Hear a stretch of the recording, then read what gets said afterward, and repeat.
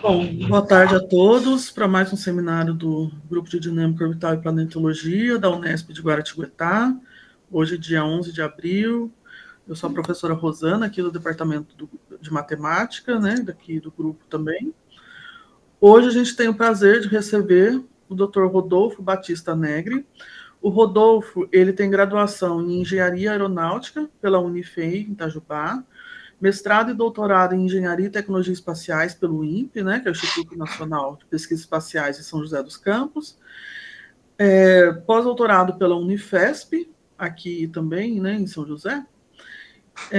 O Rodolfo, ele foi o vencedor, né, ele foi contemplado com o prêmio Wagner Cecim, que é um importante prêmio da nossa área, e é também o futuro pesquisador do INPE na área de dinâmica orbital e planetologia, né, Rodolfo?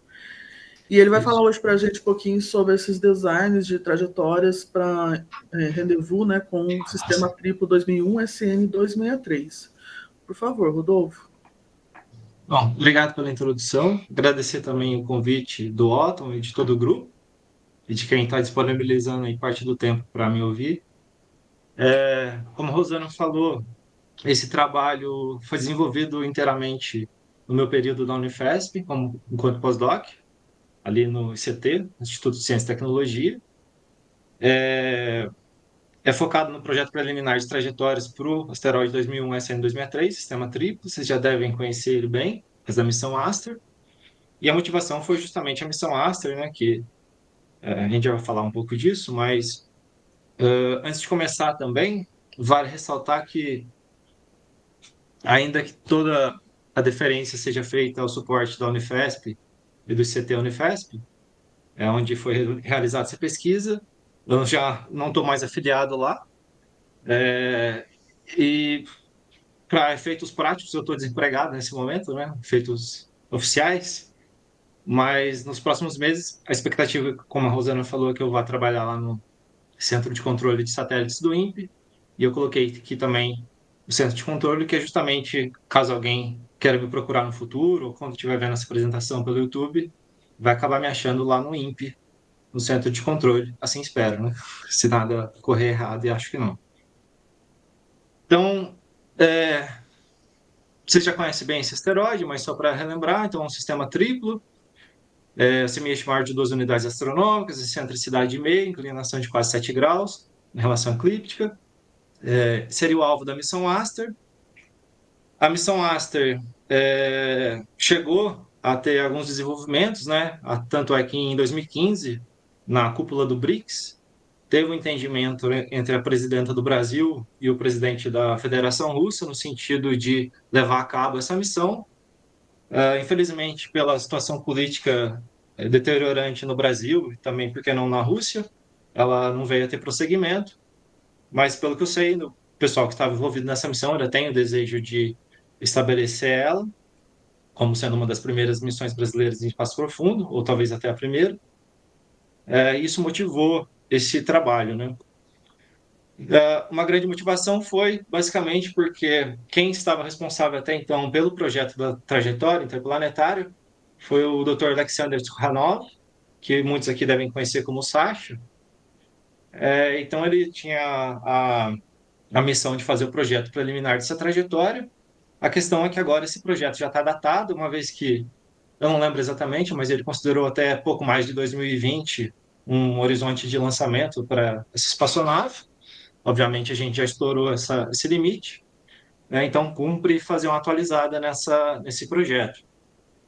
Quem quiser, o único documento que eu tive acesso, pelo menos, com essas trajetórias do Sasha, é esse artigo de 2010, The Aster Project, publicado na Cosmic Research, em que nesse artigo ele vai considerar vários asteroides, dentre eles o que ficou selecionado para a missão Aster.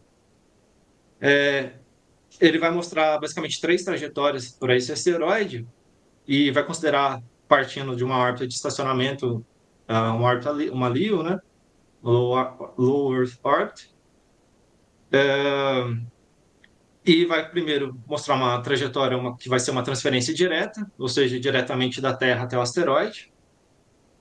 com o lançamento seria em fevereiro de 2014, a chegada em novembro de 2018, um tempo de voo de quase 5 anos, a manobra de rendezvous, ou seja, fazer o match, fazer igualar a velocidade da espaçonave com a velocidade do asteroide, ou seja, ter a velocidade relativa a zero em relação ao asteroide.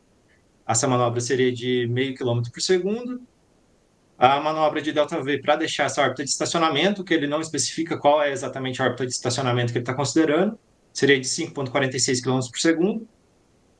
E se a gente for considerar uma altitude de 100 km para essa órbita de estacionamento, daria um C3 de em torno de 54 km ao quadrado por segundo ao quadrado. C3 aí seria a energia característica, né? Que é basicamente o quadrado da velocidade em excesso. O ΔV total para essa transferência direta que ele encontrou seria de quase 6 km por segundo em ΔV.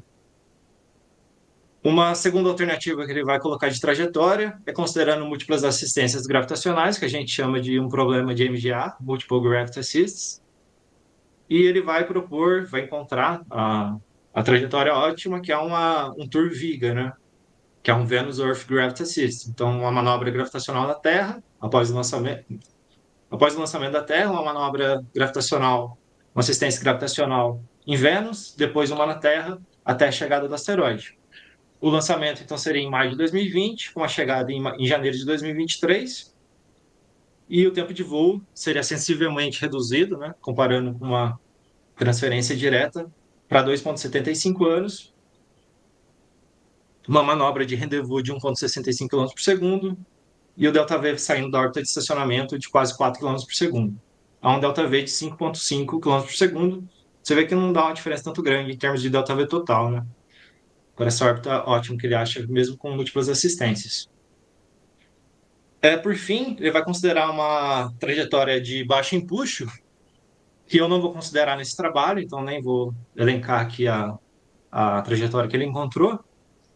E eu sei também que, acho que no projeto posterior, foi dado o favor a uma trajetória de baixo empuxo. Então, gostaria até de abrir um parênteses, uma aspas, para discutir um problema de fazer, da gente se fazer, estabelecer, talvez prematuramente, a utilização de uma estratégia de baixo empuxo, né? Tem várias vantagens, obviamente, até por isso que acho que ficou acordado mais de dar preferência nesse sentido, mas também pode ter muitas limitações.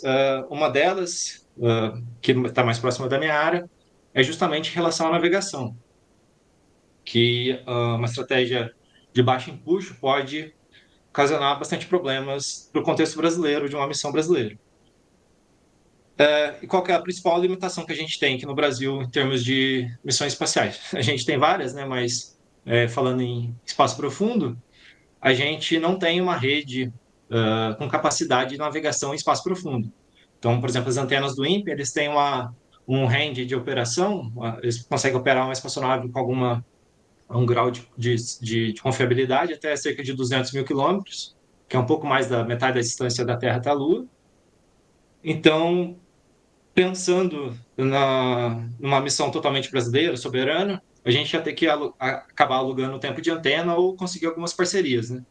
E aqui eu estou partindo da premissa que uma missão brasileira ela é tão mais execuível, tão mais fácil de ser realizável, quanto mais autonomia a gente tem em realizar ela. O que eu quero dizer? Primeiramente, isso é óbvio, né? Com menos você depende de terceiros para realizar alguma coisa, mas você depende apenas dos seus próprios recursos, mais fácil você vir a realizar aquele plano, aquele projeto. Isso é um primeiro grau de superficialidade, isso é um tanto quanto óbvio, né?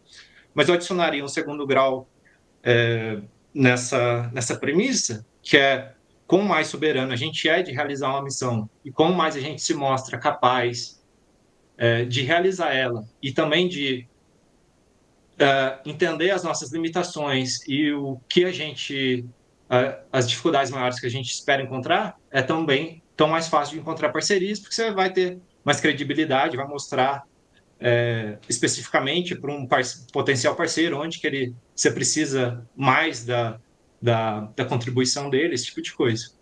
E eu acho que é uma premissa justa, né?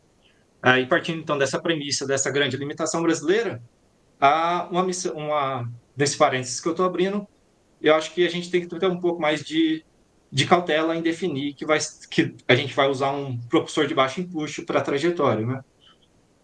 Apesar das vantagens deles. Um grande desafio, para mencionar apenas um, é que uma propulsão de baixo empuxo, as incertezas adicionadas pelo propulsor, como é o caso de qualquer atuador, né? Você, por exemplo, você vai especificar que o propulsor tem que executar tem que entregar um empuxo de, sei lá, 1 milnewton de empuxo, você não vai executar exatamente isso, né? Você, por próprias imperfeições, tanto de atuadores, sensores, enfim, as próprias imperfeições do atuador, você vai ter uma incerteza. Normalmente é mais ou menos 1% do que você requisita, né? E qual que é o problema? Propulsores de baixo empuxo, eles vão ter que ser ativados por muito tempo e essa incerteza do propulsor em entregar aquele nível de empuxo, ele vai corromper bastante medições de radiometria, principalmente por Doppler. Não quero entrar em detalhes aqui, até porque eu não sou tão especialista em radiometria, eu sei só o suficiente para fazer, e ainda estou começando, obviamente, né? Sou jovem, então sei bastante só o suficiente para realizar as operações de dinâmica de voo, mas isso é um problema. Então você vai ter, por um lado, você vai ter, escolhe uma estratégia de baixo empuxo, que você vai ter lá o propulsor que vai necessitar permanecer ligado por vários dias, e quando falo vários dias, é uma semana ou até várias semanas, para realizar os ajustes necessários na trajetória. E, por outro lado, se esses propulsores permanecerem ligados, eles vão corromper as medições de radiometria, vão degradar bastante a performance. E as medições de radiometria também não são instantâneas, não são tão simples. Então, a operação de determinação orbital, como a gente chama, né, a operação de OD, ela pode levar, para uma medição em Doppler, por exemplo, né, pode levar mais de um dia, pode chegar a 2 dias. Então, normalmente, o que o pessoal fazia, até chegar na Hayabusa 2, né, depois eu vou falar, é simplesmente desligar o propulsor de baixo empuxo, um propulsor elétrico, por exemplo, desligar ele, fazer todas as operações, as medições de radiometria, determinação orbital, e depois você liga de novo. Obviamente, isso você vê uma contradição patente, né?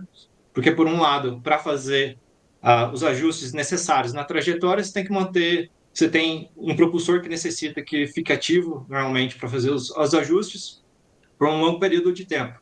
De outro lado, para você fazer uma boa navegação da espaçonave, você vai ter que desligar esse propulsor, fazer a determinação orbital, que também vai levar alguns dias, e isso também vai ser um pouco frequente, né? Algumas semanas, talvez uma vez a cada semana, você vai ter que fazer uma operação de OD. Então você tem essa contradição que torna bastante difícil, não é tão flexível você conciliar os dois, né? Isso acaba restringindo bastante. Para uma agência espacial que tem acesso a uma rede a espaço profundo, isso não é um problema, né? Mas para o Brasil, que talvez tenha que alugar tempo de antena, alguma coisa assim, isso pode ser um limitante bastante severo, né? Porque obviamente, você não vai ter soberania para decidir quando e como exatamente usar aquelas antenas, né? Então, são restrições bastante severas, pensando assim em termos de autonomia brasileira, para executar uma arquitetura de missão nesse perfil. Vale ressaltar também que tem uma solução para esse problema, que foi os engenheiros da Hayabusa 2 da JAXA propuseram, mas que para o Brasil, para esse caso em específico, não seria bem uma solução, que eles usam medições de delta Dor, é um outro tipo de medição radiométrica, é como se fosse um interferômetro por ondas de rádio.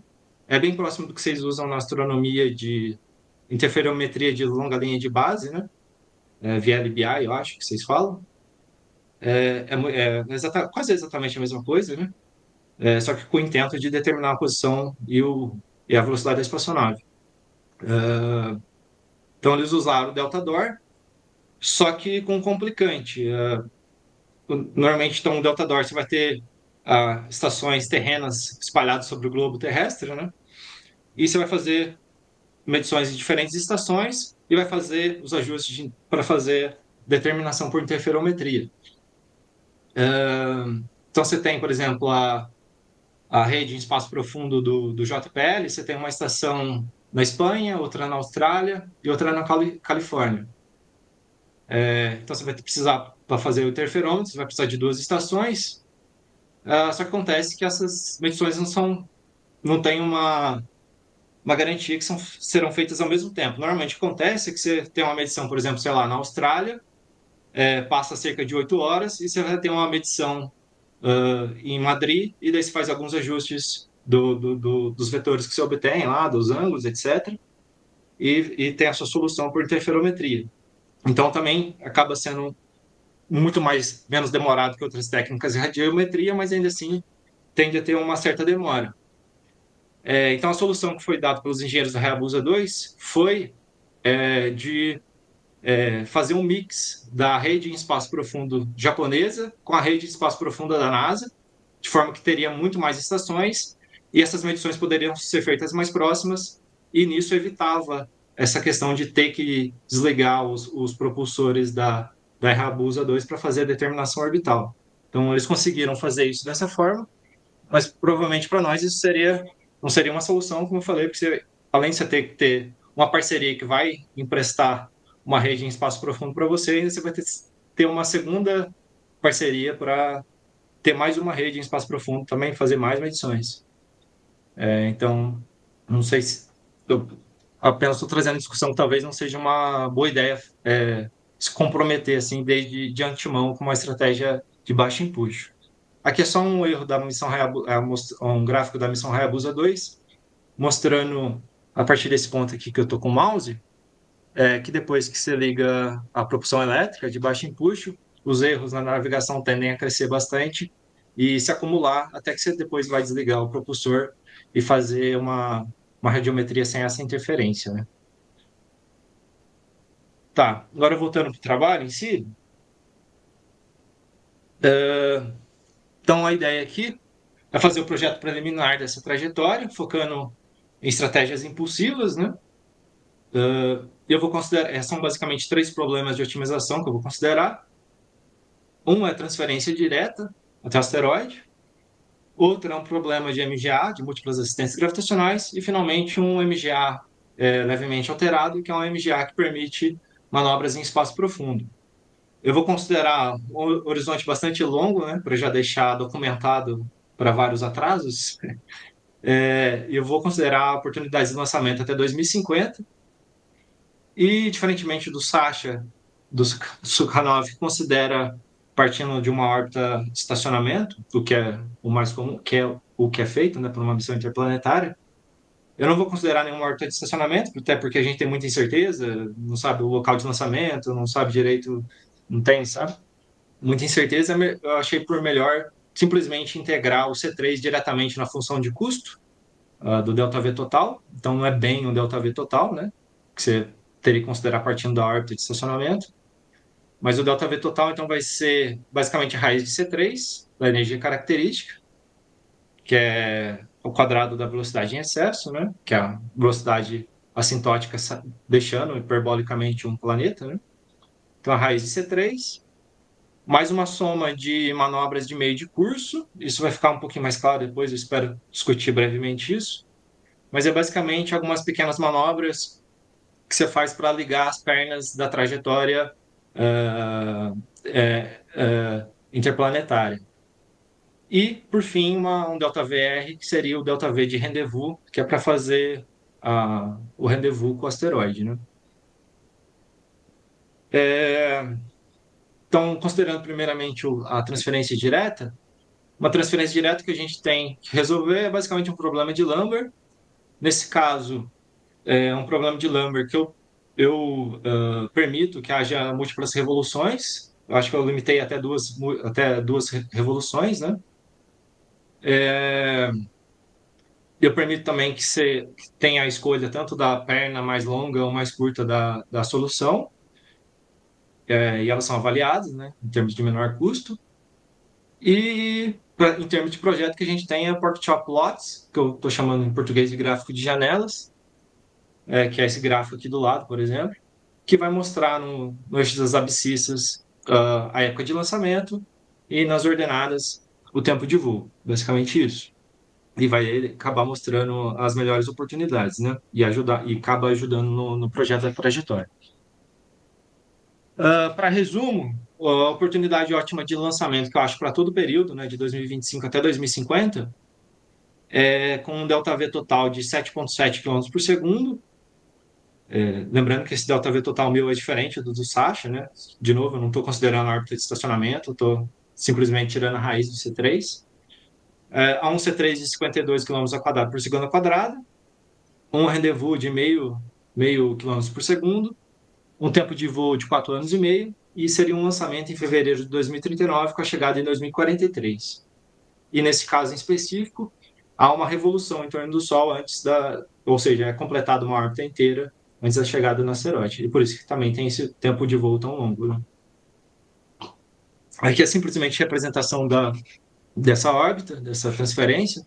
Então, em laranja a gente tem a órbita do asteroide, em azul a órbita da espaçonave, em verde o ponto está um pouco ruim de ver nessa figura, mas está aqui, ó, onde eu estou mostrando com o mouse, em verde onde se dá o lançamento da Terra, obviamente, e em vermelho a chegada e o rendezvous com o asteroide.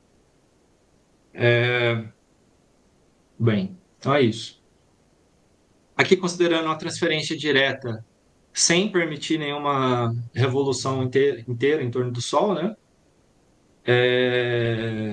Aqui a gente vai ver que tem um C3 de quase 47 quilômetros ao quadrado por segundo quadrado, um ΔV de 7,73, então é uma diferença mínima, né? De forma que mal compensa você permitir múltiplas revoluções. Não tem por que desperdiçar todo esse tempo de voo para ter esse ganho mínimo. Um rendezvous de 900 metros por segundo e um tempo de voo muito menor, muito mais atrativo, de menos de 2 anos, né? 1,67. E o lançamento seria em fevereiro de 2036, com uma chegada em outubro de 37. Aqui estão umas seleções das melhores oportunidades para diferentes períodos de 5 anos. A gente vai ver que fica tudo aí em 7 ponto, alguns tantos, né? Quilômetros por segundo, ΔV total. E de forma que não tem tanta diferença, assim. A transferência direta, se for escolhida uma estratégia de transferência direta, é melhor se atentar para o tempo de voo do que propriamente para o ΔV total, porque não vai ter uma oportunidade tão atrativa assim que se destaque em relação aos diferentes períodos de oportunidade de lançamento. Aqui é só para falar um pouco da importância de fazer uma referência direta com o C3. Muito dessas transferências diretas que são encontradas, elas vão ficar aí com um C3 de torno de 50, né? Para esse asteroide específico. E por que é importante saber o C3? Porque o C3 vai te ajudar, vai te dar um guia das possibilidades de veículos lançadores e da carga da massa da espaçonave, massa molhada, no caso, na verdade, né? Você vai ter que considerar o combustível também, que vai ser preciso depois. E da capacidade de lançamento em massa do veículo lançador e vai acabar te orientando esse C3, né, na escolha do lançador. Obviamente, tem outros fatores na escolha do lançador, por exemplo, a capacidade dele de entregar a espaçonave na sua trajetória interplanetária dentro de certos requisitos, né? Por exemplo, em termos de erro de declinação ou ascensão reta, ou uma precisão na injeção, né? Na trajetória interplanetária. Mas o C3 é um dos mais importantes, um dos primeiros vistos num projeto preliminar, né? Só para dar uma noção, então, dessa importância do C3, eu assinalei, então, aí um C3 de 50, que é a maioria dessas trajetórias de transferência direta. E se a gente pegar, só para fazer uma comparação com dois veículos diferentes, pega o Falcon Heavy, que é um veículo já bem mais robusto, né? Para cargas bem mais robustas também, né? Mais pesadas. A gente considera que, pegando um C350, esse verdinho mais embaixo aqui é o Falcon Heavy, que é recuperável, que é o foguete que dá ré, né? Se a gente fosse escolher ele para um C350, que é próximo do C3 aí que a gente está encontrando de transferência direta para esse asteroide, teria uma limitação de até 1.000 quilos, da entrega desse foguete. E se fosse o descartável, né, o lançador descartável, a gente poderia ter até uma espaçonave de 5.000 quilos, uma carga útil de 5.000 quilos. Para dar também mais uma noção de grandeza de C3, eu selecionei aqui o C3 da OSIRIS-REx, da missão Juno, né? E normalmente boa parte das missões interplanetárias acaba ficando em torno de 30. Não é coincidência, porque normalmente o C3 que vai permitir que você faça boas assistências em Vênus e na Terra, pelo menos quando o seu objetivo aí para o sistema solar interno, assim, entre Vênus e Júpiter, né? Aí já cai um pouquinho para o externo, mas até Júpiter, normalmente você vai ter oportunidades boas com C3 de 30. E vai dar bastante flexibilidade também na escolha do veículo lançador. Também, só para fazer um efeito de comparação, o recorde de C3 em primeiro lugar para a missão New Horizons, mas a gente está falando aqui de uma espaçonave além Plutão, né? Uma trajetória além Plutão, C357, e a Parker Solar Probe, que foi aquela que se aproximou bastante do Sol, de 154 km² por segundo quadrado, e ela ficou realmente muito próxima. Acho que o PRL dela sei lá, acho que é 0,05 unidades astronômicas, algo próximo disso. Mas isso aqui é só para dar uma noção das grandezas envolvidas, dos desafios e por que que o C3 é uma das variáveis a se notar num projeto preliminar. Tendo discutido então brevemente uma transferência direta, a gente vai partir então agora para o problema de MGA, das múltiplas assistências gravitacionais. Múltiplas assistências gravitacionais é basicamente, o nome já é autoexplicativo, né? É fazer mais de uma assistência gravitacional, ou seja, um flyby, um swing-by, em múltiplos planetas. Então, um grande exemplo dessa técnica são as missões Voyager, né? Você vai ter a Voyager 1, que vai fazer uma assistência em Júpiter e em Saturno, e a Voyager 2, que vai pegar todos os planetas do sistema solar externo, fazendo uma assistência em cada um deles, e as duas sendo catapultadas para o espaço, para fora do sistema solar, né? Então, a estratégia é mais ou menos essa. Como que eu vou solucionar esse problema? Então, é um problema de otimização, e a busca global eu vou fazer com um algoritmo genético simples, próprio meu, não uso nenhum pacote fechado, então é algo bem simples mesmo.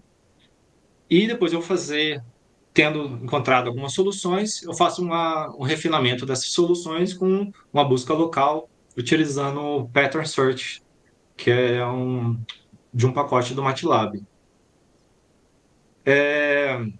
As variáveis de decisão no problema de MGA, elas são basicamente a época de lançamento e o tempo de voo entre cada um dos planetas. Com isso, você já consegue solucionar o problema. E lembra que eu falei que tinha lá as manobras de meio de curso? Você vai ligar as diferentes pernas. Não vou entrar em detalhes aqui da equação, porque fica chato, fica monótono, e daí acaba virando uma aula, né? Mas quem tiver interesse, acho que até meados ou fim de maio, eu já vou ter colocado no archive o artigo que eu estou preparando com esse trabalho.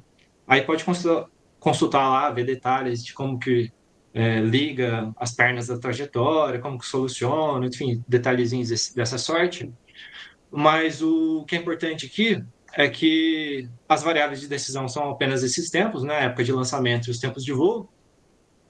E aqueles delta Vs que eu coloquei lá de meio de curso, ou seja, esses delta Vs aqui, ó, essa soma de delta Vs, delta V minúsculo, é basicamente como você vai ligar as diferentes pernas da trajetória. Então, você vai ter basicamente isso aqui, assumir patched conics, cônicas conjugadas, solucionar vários problemas de Lambert, conectar tudo e fazer a conexão final entre as diferentes pernas da trajetória no pericentro da passagem por cada um dos planetas, que vai ser executada a assistência gravitacional. Então, daí você tem esse ΔV, de forma que vai ser basicamente um swing by propulsado. Isso tem um problema, depois eu vou discutir. A gente está procurando, num problema de MGA, basicamente, trajetórias totalmente balísticas, e eu já vou discutir por quê. Mas, para deixar o problema solucionável e coerente, a gente coloca essa soma de delta Vs, e na expectativa que eles vão ser reduzidos até se tornar zero e ter uma trajetória totalmente balística. eu vou considerar para solucionar esse problema de 1 a 5 assistências gravitacionais. Dificilmente vai passar de 3, mas para ter certeza, né, a gente coloca 5. E procurar todas as combinações possíveis para esses diferentes números de assistências entre Vênus, Terra e Marte.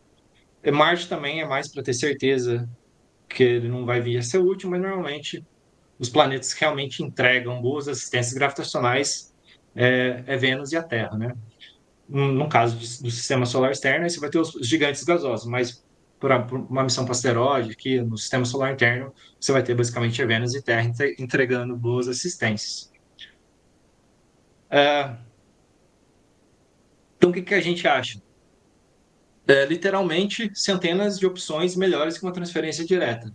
Obviamente, esse melhor precisa ser qualificado, melhor em termos de quê? Mas, independente de como você qualifica esse melhor, você vai acabar achando uma trajetória de múltiplas assistências que vai ter esse melhor específico do que uma transferência direta. Então, você pode achar assistências gravitacionais que vão ter um tempo de voo mais exíguo, você pode achar múltiplas assistências gravitacionais que vai ter menor ΔV, enfim, o que você preferir. Ou menor C3, enfim, a gosto do freguês. Vai ter muito mais flexibilidade nesse sentido.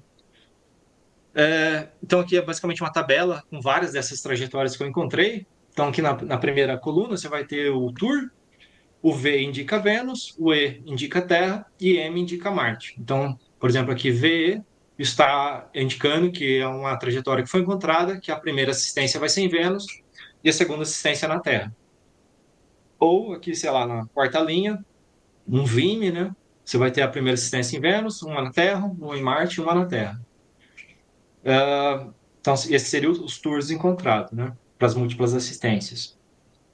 Depois você vai ter o ΔV total. Eu organizei em ordem crescente do ΔV total, daquela função de custo minha. Vai ter o C3 de lançamento, também é muito importante. E aqui a soma das manobras de meio de curso, que é aquele swing by propulsado que você usa para ligar as pernas da trajetória, como eu expliquei. E aqui, numa fase posterior de projeto, né, quando avança o projeto, você vai acabar procurando pelas trajetórias que você conseguiu, no caso da MGA, né, zerar essa somatória de delta Vs, de meio de curso. Ou algo muito próximo de zero. Né? E por que você quer ele zerado? Você quer uma trajetória balística ou quase balística? É que um swing by propulsado, uma assistência gravitacional propulsada, ou seja, que você vai aplicar um delta V no pericentro da assistência, obviamente você vai ter grandes vantagens, né? Vai ter um ganho ainda maior na mudança da órbita heliocêntrica. Só que do mesmo jeito que você vai ter uma melhor possibilidade de mudança dessa trajetória interplanetária, como eu falei, propulsores, todos os equipamentos de engenharia, né? Vou dizer assim, tem incertezas associadas. Então, você tem lá um propulsor, você vai fazer uma manobra de, sei lá, pequena até, 100 metros por segundo, um swing by propulsado de 100 metros por segundo. Você tem uma incerteza de 1 nessa manobra, sei lá, então você vai ter uma incerteza de mais ou menos 1 metro por segundo. Essa incerteza vai escalar bastante pelo próprio efeito Oberth, né?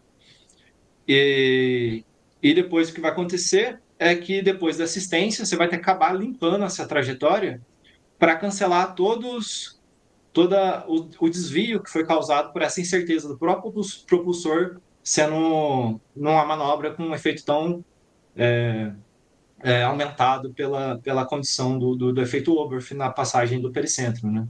Então, por isso que a gente, no projeto de trajetória interplanetária, acaba evitando de usar swing by propulsado, e tem outros motivos também, né? Mas esse eu diria que é um dos principais, porque toda a vantagem que você teria em usar um swing by propulsado é basicamente cancelada, porque você vai ter que fazer toda a limpeza depois das incertezas adicionadas nessa manobra, né?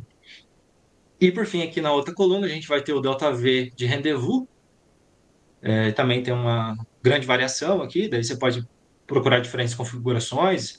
Um ΔV de rendezvous menor, que vai te possibilitar que a espaçonave chegue lá com uma menor massa, enfim, esse tipo de coisa. Depois temos o tempo, a época de lançamento e a época para cada uma das assistências gravitacionais até a quinta, se houver, né? E aí, por fim, a época de chegada e o tempo de voo em anos. A gente pode ver que quando eu falo centenas, é realmente centenas, né? Tem várias tabelas e todas ah, pelos mais diversos critérios melhores com a transferência direta, e daí dá para o projetista selecionar conforme for de interesse da missão, para os diferentes critérios e restrições de engenharia que você tem. Mas vamos olhar então um pouco mais a fundo, especificamente cada uma dessas trajetórias, pelo menos as melhores, né? Então, dando uma olhada melhor aqui nessas melhores trajetórias encontradas em termos de delta V total, uma primeira coisa que a gente nota é a sequência Vega, a grande vantagem dela, né? Isso é clássico, grande parte das missões interplanetárias que vão fazer assistências gravitacionais vai acabar usando a sequência, e é justamente pelo que eu já falei, que Vênus e Terra propiciam uma grande alteração grande possibilidade de alteração da órbita heliocêntrica, né? Uma assistência gravitacional mais efetiva.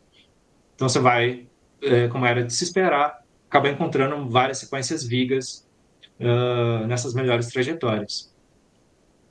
Outra coisa a se notar é que dentre essas várias melhores trajetórias, muitas delas têm a sua última assistência na Terra.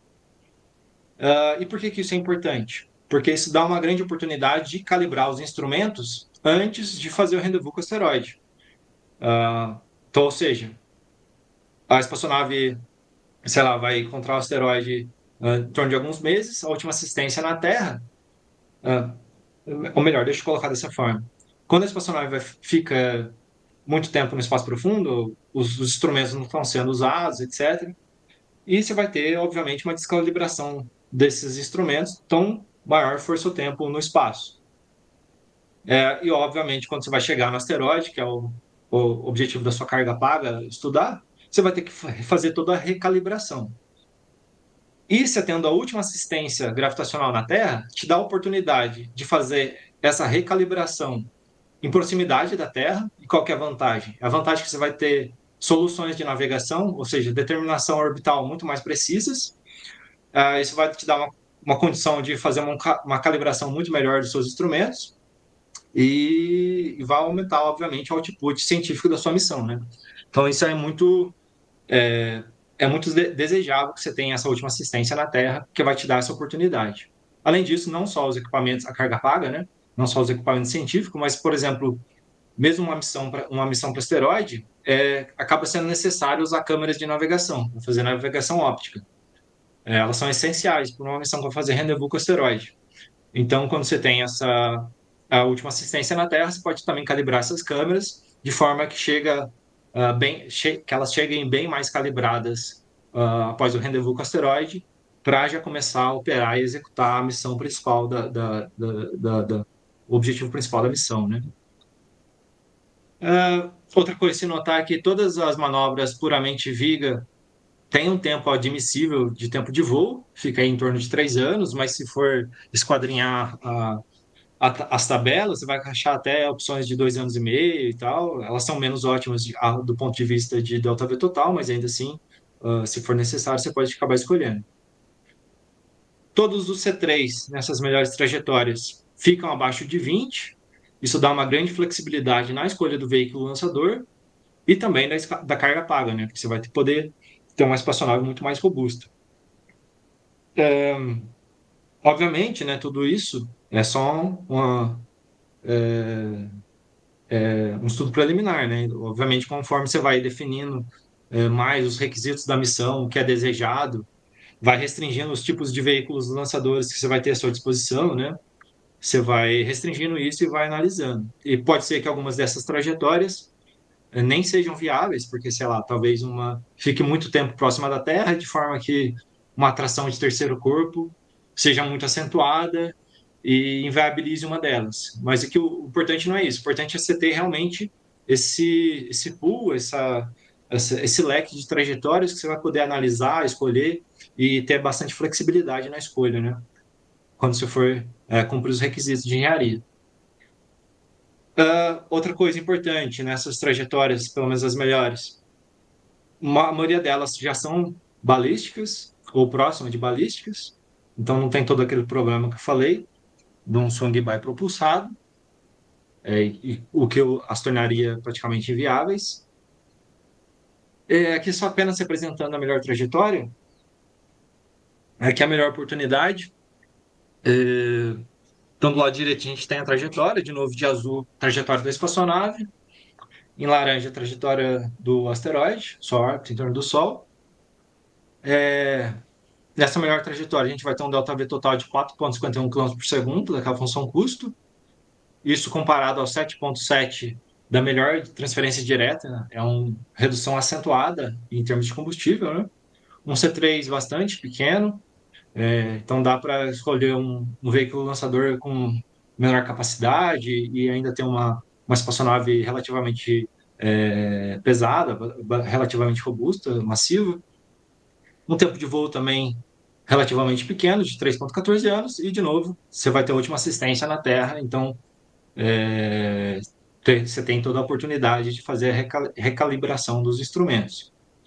O inconveniente dessa trajetória, olhando ela mais a fundo, e de outros que talvez porventura podem aparecer numa fase mais detalhada de projeto, é que a última assistência, essa na Terra, ocorre a cerca de 200 quilômetros de altitude, ou seja, a altura de Leo, né? Isso não inviabiliza uma missão. Várias missões têm essa passagem bastante próximas da Terra, até de outros planetas. Então, nesse sentido, até melhor que na Terra, se for acontecer uma altitude tão baixa que seja na Terra, né, porque você vai ter melhores condições de navegação. Mas a missão Juno, por exemplo, é um exemplo que ela fez assistência gravitacional dela, inclusive ela fez, se eu não me engano, apenas uma assistência gravitacional e foi na Terra. E foi uma altitude bastante baixa, acho que, sei lá, 100 quilômetros, alguma coisa assim. Mas você tem toda a preocupação disso, né? Que você tem que fazer os cálculos de probabilidade de colisão com o satélite, cálculo de colisão com o próprio planeta, né? Uma, ver os efeitos atmosféricos, né? Enfim, mas é realizável, só que, de novo, pensando naquela questão da inexperiência e e limitações brasileiras, talvez seja algo a se evitar. Aqui, olhando a segunda melhor oportunidade, também uma viga, e o ΔV total já sobe consideravelmente para 5,27 km por segundo, um C3 ainda abaixo, de 12, tempo de voo semelhante, e a assistência na Terra já é um pouco maior, então fica um pouco mais fácil de evitar uma colisão com a Terra, e enfim, ainda que seja ainda necessário todos os cálculos para evitar uma colisão com o satélite. Por fim, para finalizar essa apresentação, o último problema de otimização, que é um problema de MGA-DSM, que é múltiplas assistências gravitacionais, mas permitindo manobras em espaço profundo. Então, como que é basicamente isso aí? Então, vamos supor aqui nessa figura, você tem, por exemplo, o planeta P0 e o planeta PA aqui, e você tem a primeira perna da trajetória. Uma assistência gravitacional, essas pernas são ligadas, como eu falei, no pericentro da passagem pelo planeta e está tudo bem. E daí a gente vai procurar trajetória balística. O MGA-DSM é um pouco diferente. A gente vai encontrar todas as pernas de trajetória e a ligação vai ser com ΔV dado em espaço profundo, que vai ser justamente o nosso DSM, né? O Deep Space Maneuver. E é um problema muito mais complexo do que o problema de MGA puro, porque você vai acabar tendo basicamente 4 vezes mais variáveis de decisão. Então, além daqueles tempos da época de lançamento, dos tempos de voo, você vai ter outras variáveis de decisão, por exemplo, o ângulo de entrada no B plano, a própria magnitude da DSM, enfim. Isso acaba tornando esse problema de otimização muito mais complexo, muito mais difícil de se achar boas soluções, né? Um exemplo bom, muitas das missões atualmente usam essa estratégia de MGA-DSM, mas um exemplo clássico é a missão Cassini, né? que fez bastante uso de múltiplas assistências com manobras em espaço profundo. Nesse caso específico, eu vou permitir apenas uma DSM em cada perna da trajetória, e se você for colocar mais DSMs, você vai escalar esse número de variáveis de decisão, então você vai ter que ter uma estratégia de otimização muito mais robusta, um poder computacional muito melhor. E dando um exemplo aqui, então, se você tiver 5 assistências gravitacionais, ou seja, vai fazer 5 assistências em planetas, você vai ser permitido até 6 DSMs em cada uma dessas pernas, que vai conectar desde o lançamento até a chegada no asteroide. E, de novo, centenas de opções melhores que uma transferência direta. Aí você já começa a ter uma variação maior saindo da viga, né? Ainda que a viga seja bastante atrativa, então a oportunidade de ter DSMs acaba ampliando o leque de possibilidades, né? E aqui o que basicamente vai mudar nessa tabela, que você vai ter, em vez de ser na soma de manobras de meio de curso, você vai ter a soma das DSMs, e aqui, diferentemente, você não planeja zerar, você até é salutar, às vezes, que você tem essas manobras. Aqui depois o lançamento, e aqui as épocas de DSM, a época da assistência, até a chegada e o tempo de voo. Vai ter também várias tabelas aqui de MGA DSMs que eu não estou colocando. Mas, de novo, lembrando, o artigo, eu espero que até meados ou fim de maio já esteja no archive, daí quem quiser pode ir lá ver em detalhes, vai ter todas as tabelas, em detalhes explicando como foi calculado, os algoritmos de otimização, enfim. E agora, olhando então essa melhor oportunidade encontrada numa MGA DSM, seria um tour Vênus-Terra-Marte-Terra, ou seja, 4 assistências, um ΔV total de quase 5 km por segundo, um C3 de 16,5 e um tempo de voo de 4 anos. Lançamento em 2029, talvez inviável, né? E a chegada seria em 2035. Vale ressaltar que desse meio quilômetro por segundo em DSMs, a quinta, ou seja, a última, antes do rendezvous com o asteroide, é a única que ela por si já excede 400 metros por segundo, de forma que você pode basicamente considerar como uma trajetória balística ou quase balística até essa última DSM.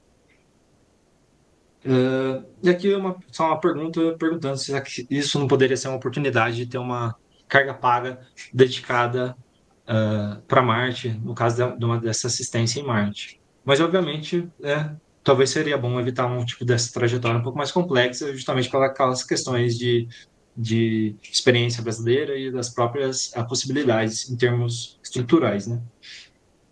Bem, para fechar, então, essa discussão, encontrei muitas oportunidades de lançamento nos próximos 25 anos, até 2050. Mostrei e discuti também que não há necessidade de usar baixo empuxo. Falei também de talvez seja bom discutir o compromisso com esse tipo de estratégia, né? Porque vai ter impactos operacionais. O conjunto de trajetórias encontradas, tanto em transferência direta, mas principalmente em MGA e MGA-DSM, pode acomodar qualquer tipo de missão ou de espaçonave. Então, qualquer projeto de espaçonave, arquitetura de missão que for selecionada pela equipe científica e equipe de engenharia em comum acordo, pode encontrar uma trajetória adequada lá a bons custos de ΔV e de tempo de voo. É possível que haja algumas MGAs melhores, né? É um problema bastante difícil de solução, né? Basicamente, você tem um mar de soluções péssimas e as boas soluções estão incrustadas nesse mar de soluções péssimas. Então, é um problema bastante desafiador sob um ponto de vista de otimização. Então, pode ser que algumas MGAs melhores do que as apresentadas podem ainda ser encontradas. E no caso da MGA DSMs, que é um problema de otimização ainda mais complexo, com mais variáveis de decisão e tal, eu diria que até relativamente provável que tenha alguma boa trajetória que não foi encontrada.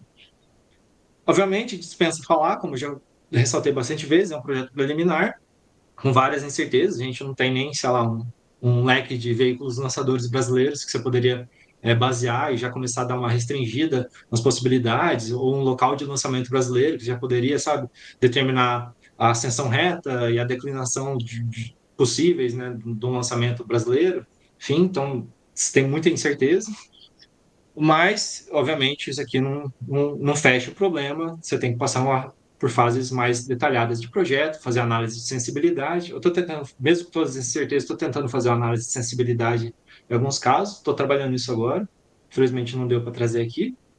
Fazer análise de sensibilidade, considerar a delta V99, ver as incertezas, como elas afetam, ver as oportunidades de determinação orbital, como vai ser a operação, enfim. Mas, obviamente, tudo isso é dependente da missão ficar progressivamente mais palpável. Considerações gerais sobre a missão Aster, talvez seja bom levantar a discussão.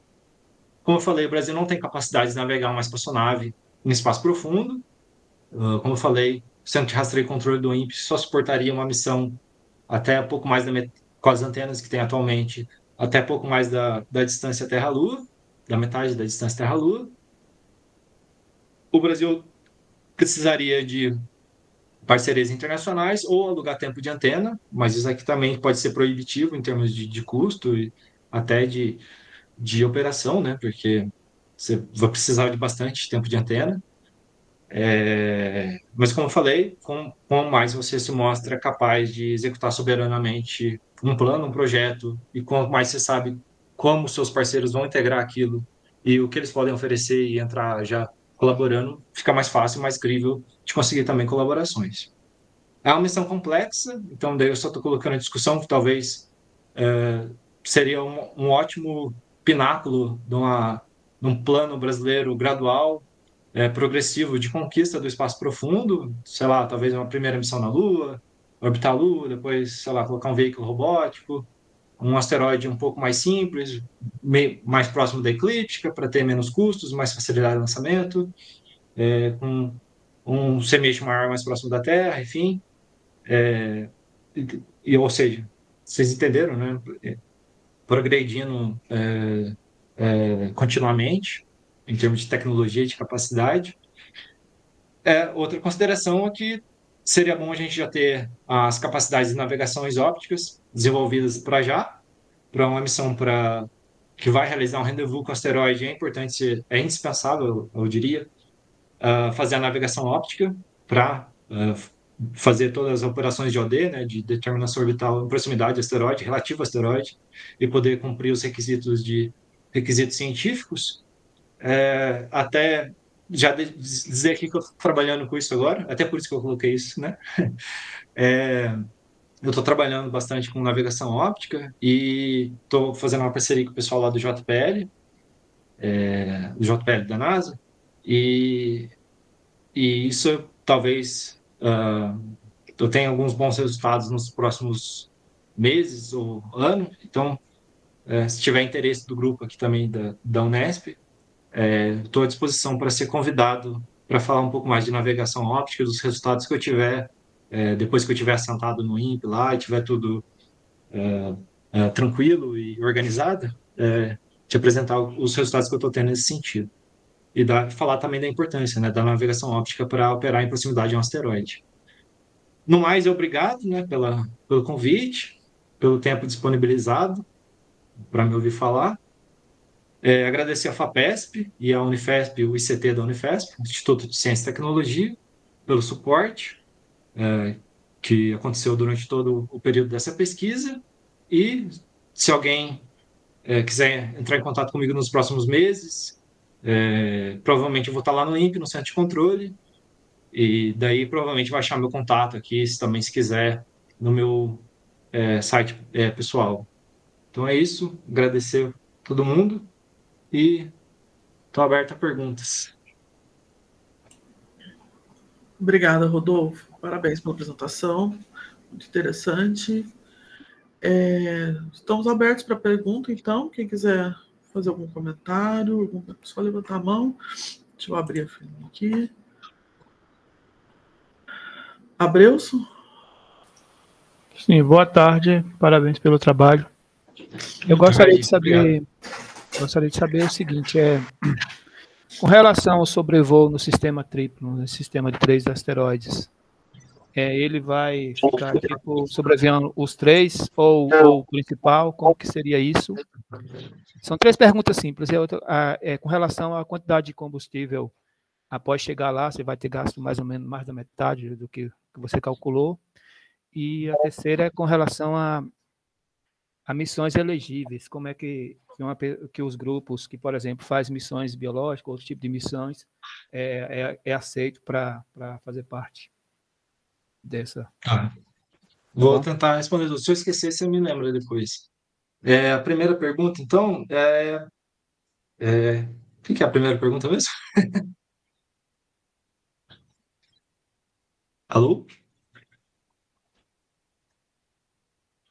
Alô? Alguém lembra a primeira pergunta? Alô, sim. Oi, alô. É sobre a questão da órbita quando chegar no sistema triplo. Tá. Se estiver sobrevoando, se vai sobrevoar os 3 corpos ou um único corpo, se vai ficar muito tempo lá, como seria?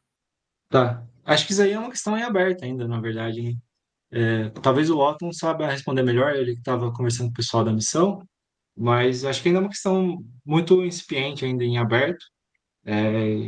Obviamente você vai ter várias limitações operacionais dependendo do que você escolher, né? É um sistema triplo, não é tão simples, vai ter muita perturbação, vai ter as incertezas inerentes da navegação, então vai ter um grau ali de incerteza e de evitar aproximar de algum corpo, por ser, enfim. Mas até onde eu sei é uma questão bastante aberta. Qual que era a segunda pergunta? A segunda pergunta é sobre a quantidade de combustível quando já chegar no sistema triplo. Você vai ter gasto a metade, mais ou menos, ou coisa assim. Como vocês pretendem fazer isso? Então, não dá para saber, na verdade, porque depende. Essa é a questão. Deixa eu voltar aqui para discutir um pouco. Como eu falei, a função custo aqui é esse delta V total, né? Se tivesse um pouco mais de certeza, né, um programa espacial mais estruturado, com os veículos lançadores, as opções de veículos lançadores um pouco mais definidas, as opções de propulsores um pouco mais definidas, a função custo não tomaria essa forma. Na verdade, ela seria, ao invés de ser uma somatória de delta Vs, como eu e o Sacha fizemos, o Sacha fez no trabalho anterior e eu fiz agora, para ser mais exato, você teria que fazer uma somatória de massa de combustível e considerar os diferentes motores, né? Seja o motor foguete do estágio superior do lançador, ou os outros motores foguete que vai ser utilizado na trajetória interplanetária, os motores do RCS da espaçonave. Então, você modelaria tudo isso aí, né? Equação de Tsiolkovsky, e daí você reduziria, na verdade, a soma de massa. Mas como eu falei, a gente tem muita incerteza, a gente usa o ΔV, porque ele ainda vai dar essa noção geral, mais ampla, do que você espera gastar de quantidade de combustível, mas você não pode restringir, assim, já de princípio, falando, não dá para ter uma noção, mas não dá para falar assim, até tal parte você vai ter consumido tantos por cento da massa, esse tipo de coisa. Mas, obviamente, você vai ter mais noção que o ΔV, se você tiver um ΔV menor, por exemplo, um ΔVR aqui, de rendezvous, olhando aqui as melhores trajetórias do MGA, você vai ter deixa eu ampliar isso aqui, um ΔVR maior, você vai ter que chegar lá com mais combustível, e um ΔVR menor, obviamente, menos combustível. Mas a quantidade desse combustível, você teria que ter um pouco mais de definição em relação aos motores sendo utilizados, né? É só isso? Tinha mais uma pergunta, okay, né? A última. A última é a seguinte. Aqui na Unesp teve um congresso, um encontro, que teve uma menina que ela apresentou um protótipo de uma parte que poderia ser a parte da própria sonda que ia levar para a SN. Então, tem também missões biológicas, tem essas coisas todas que o pessoal vai preparando. Então, se for chegar a hora da missão, como que seria elegível? Como é que seria esse critério para escolher o artefato, sei lá, o protótipo de alguém que fez mais ou menos assim? E todos os alunos, todos os pesquisadores. Eu vou ficar te devendo essa resposta. Acho que o Otton vai saber melhor responder essa e a questão da em proximidade do asteroide. O Otto é o próximo na fila aqui. O Otto levantou a mão, pode fazer a sua questão e se quiser comentar um pouco antes. Obrigado. Ok. Bom, a resposta da primeira questão é exatamente o que o Rodolfo deu, quer dizer, isso depende de muitas coisas, vai a ser definida. A ideia é que fique lá pelo menos algumas semanas explorando o sistema, porque é um sistema complexo, né? Não dá para ser uma passagem rápida. Então, seria semanas a alguns meses, o período que ficar na região lá explorando o objeto. A questão dos experimentos que iriam, protótipos que iriam, havia uma definição preliminar aí, mas isso, como está tudo, digamos assim, stand-by, né? Deu uma parada, então, a gente tendo alguma perspectiva de que a missão, de fato, possa ocorrer, aí isso deve ser revisto para ver que projetos seriam, de fato, que experimentos seriam feitos ao longo da missão. Bom, agora, com relação à sua apresentação, Rodolfo, eu achei fantástico, achei muito bom, e principalmente ela é bastante crítica, né? Eu acho que a sua posição aí é muito, muito boa, e discutindo, questionando item por item das coisas, isso realmente precisa ser feito. Eu não vou defender aqui nada do que contrário, mas eu só dar duas informações complementares em relação uma delas é porque usar baixo impulso, né? Na realidade, isso aí não foi uma escolha de manobras ou de qualquer coisa nesse sentido. Um dos objetivos da missão era adquirir certas tecnologias e desenvolver algumas tecnologias que estavam em andamento aqui no Brasil, né? E a propulsão iônica, ela tinha 3 grupos trabalhando nisso. Um no INPE São José, um no INPE Cachoeira, com propulsores diferentes, e um outro na UNB, o Leonardo, em Brasília. E aí, então, a ideia acabou girando em torno disso, quer dizer, a missão, logo no início da proposta, era tipo assim, vamos colocar esses propulsores para testar no espaço, tendo, obviamente, propulsores reservas, que seriam russos, que estariam lá para garantir o projeto, mas então tinha esse papel de desenvolvimento tecnológico. E então não foi a escolha por outro motivo, senão esse dos equipamentos, do que estava sendo desenvolvido no Brasil. Então, mas o que você colocou é altamente pertinente, eu concordo com esses questionamentos, essas dificuldades que advêm do fato da propulsão de baixo impulso, isso de fato é importante, né?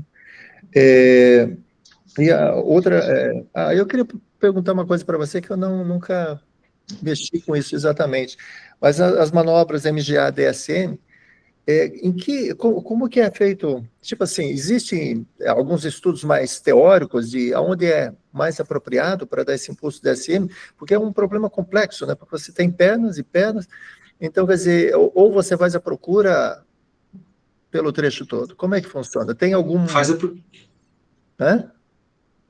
Normalmente se faz a procura pelo trecho todo. Aí você tem algumas estratégias de otimização, que é basicamente explorar um espaço grande e restringindo, dependendo de um percentil das soluções, mas normalmente é uma gambiarra. Mas você explora tudo. Não tem alguma coisa um pouco analítica? De, você tem uma perna assim, aonde que você teria fisicamente a região mais propícia, entendeu?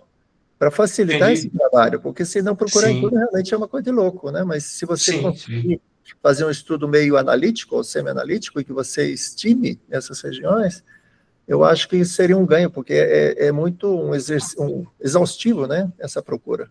Sim, é realmente uma procura por exaustão e seria muito interessante, parece possível fazer isso. Obviamente, você vai ter alguns pressupostos, né? Talvez dê alguma limitada, mas ainda assim, o ganho que você vai ter em explorar o espaço de projeto, eu acho que convém investigar isso. Eu acho que dá para bolar com coisas básicas, né?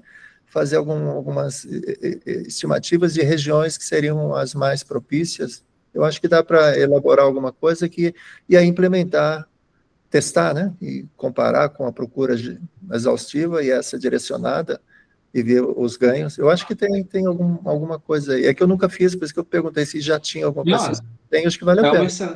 É uma excelente ideia e eu desconheço. Eu sei bastante bem a literatura sobre isso, né? E eu desconheço alguém que tenha feito algo nesse sentido. Me parece possível de ser feito. E realmente, quem fizer isso vai dar um baita artigo, um baita trabalho, vai ser excelente. e mostrar que realmente é útil fazer isso. Né? Legal, legal, legal. Se você fizer, eu adoraria ouvir o que você estiver fazendo. Ou se quiser discutir, Tem que achar algum aluno para pôr nisso. Não, então, vamos ver, de repente rola alguma coisa aí, a gente colabora. Mas, de qualquer maneira, a ideia está lançada. E, por último, você falou de navegação ótica, isso, sem dúvida, a gente tem interesse aqui.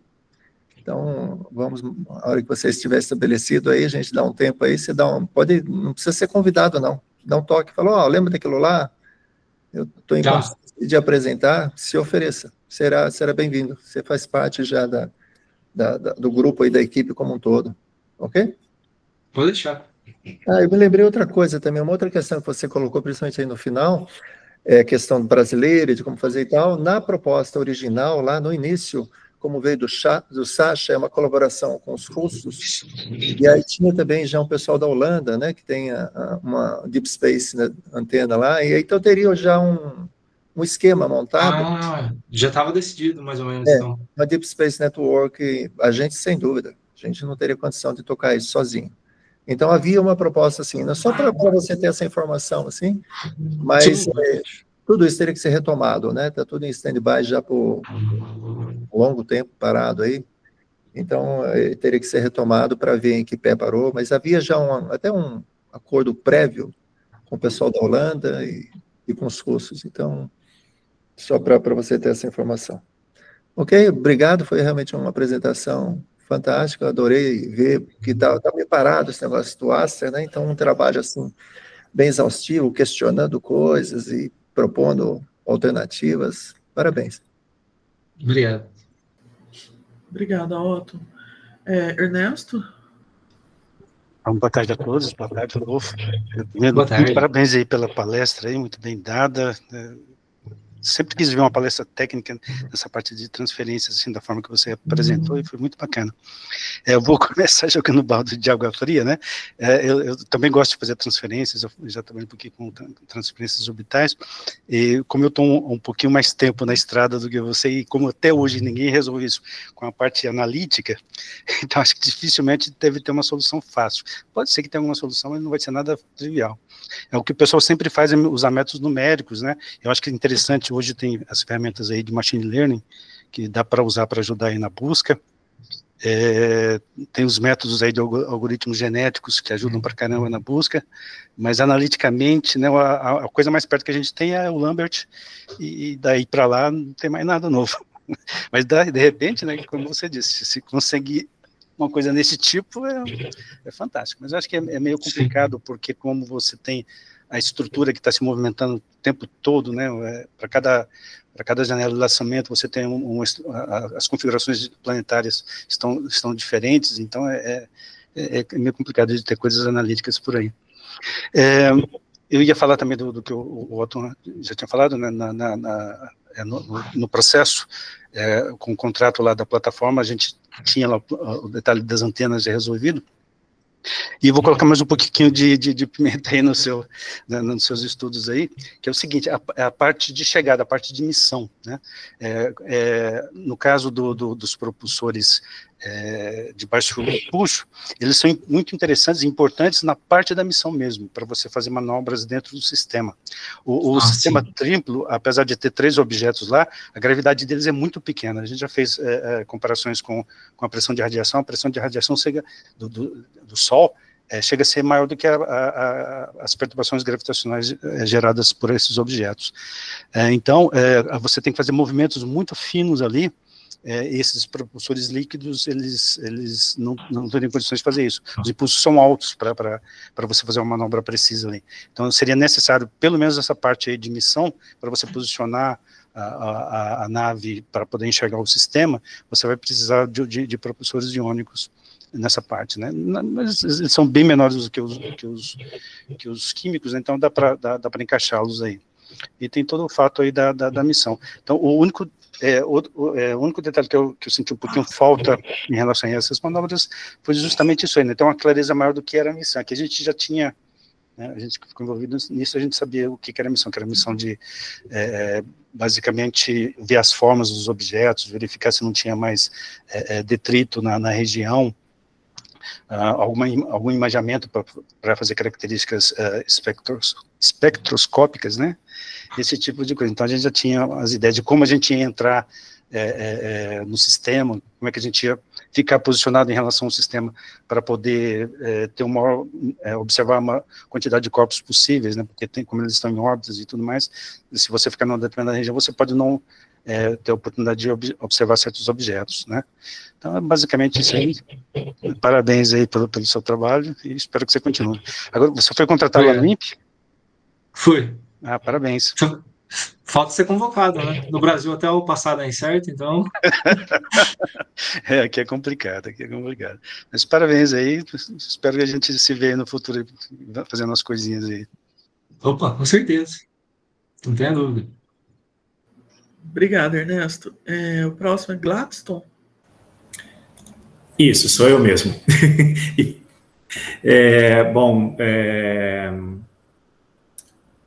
Boa tarde aí, meu nome é Gladstone, eu gostei muito da tua apresentação, Rodolfo, parabéns, e fiquei bom saber que o futuro também está caminhando, apesar de, como a gente sabe, o Brasil é meio incerto, mas vai dar certo, vai dar certo. Eu tinha duas perguntas, na verdade, mas a primeira eu acho que o Ernesto pode ter respondido, que era exatamente sobre a dinâmica ao redor desse asteroide. Você não chegou a ver isso, né? Não. Caso.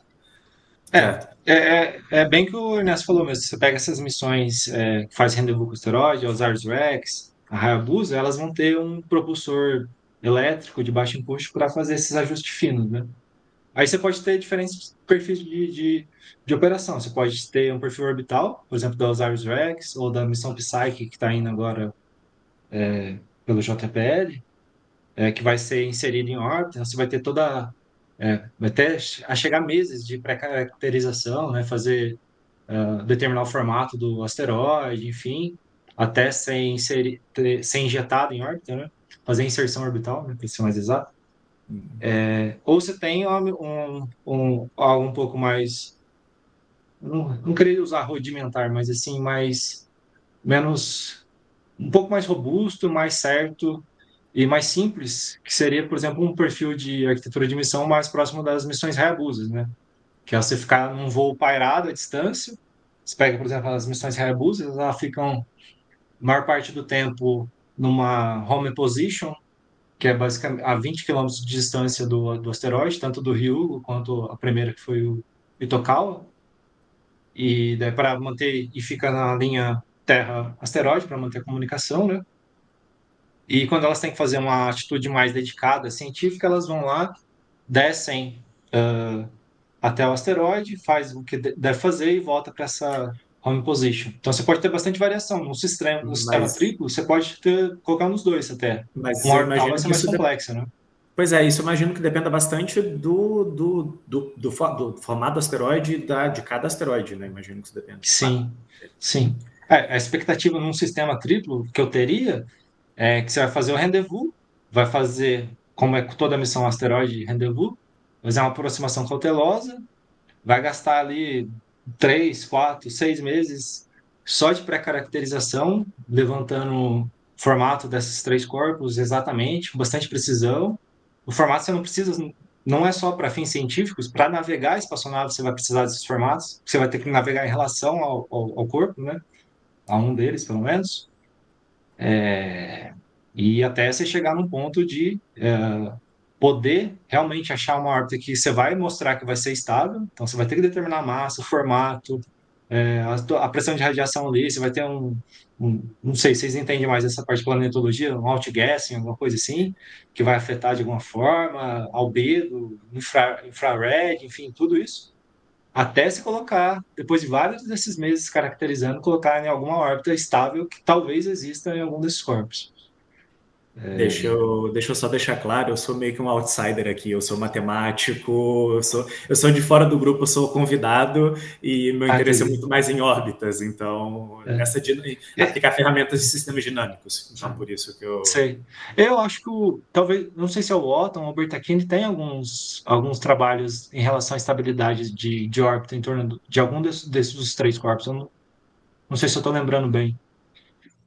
Sim, a gente já fez, o Bertacchini também já fez, porque na realidade existe o radar, o antigo radar de Arecibo, antes dele cair, né?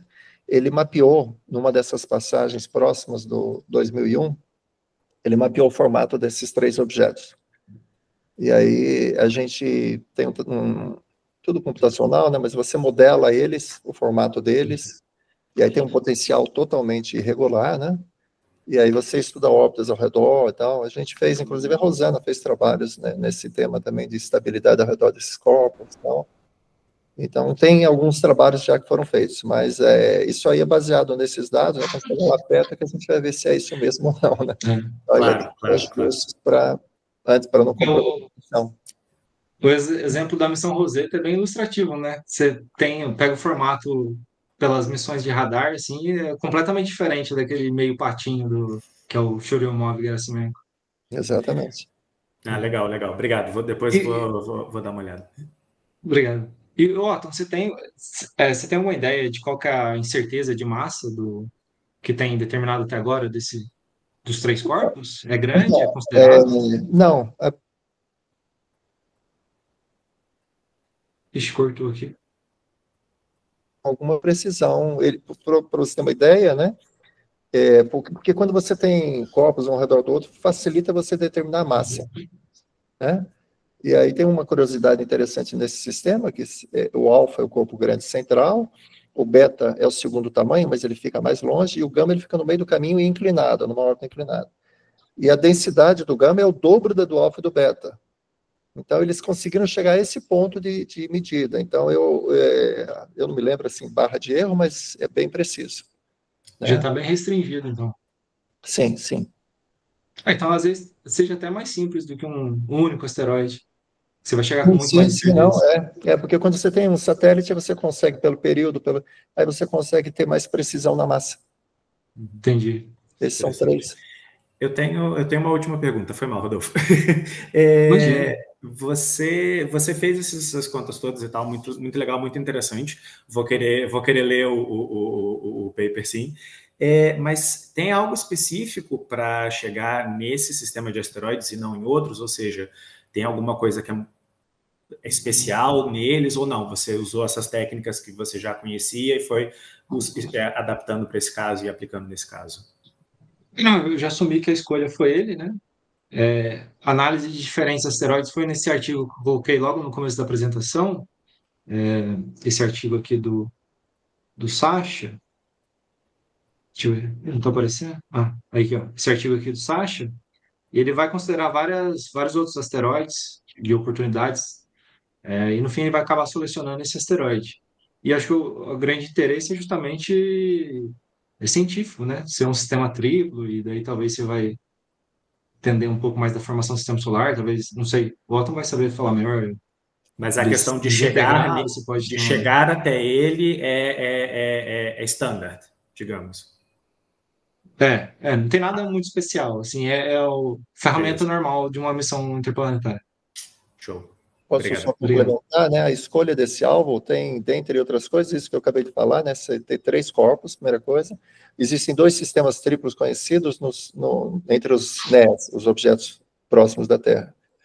Então, esse é um primeiro ponto. Ele tem essa densidade, e tem um detalhe técnico do espectro dele.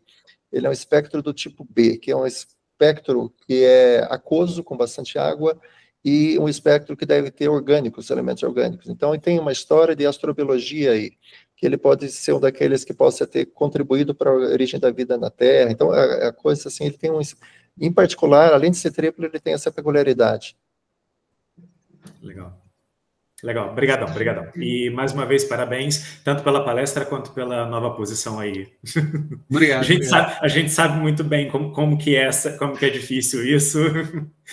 Boa, mandou bem. Todo mundo já passou por isso. Obrigada, Gladstone. Bom, não tem mais nenhuma mãozinha levantada aqui, e acho que também já está bem avançada a hora. Eu vou agradecer mais uma vez o Rodolfo, em nome do grupo, né, por esse excelente seminário.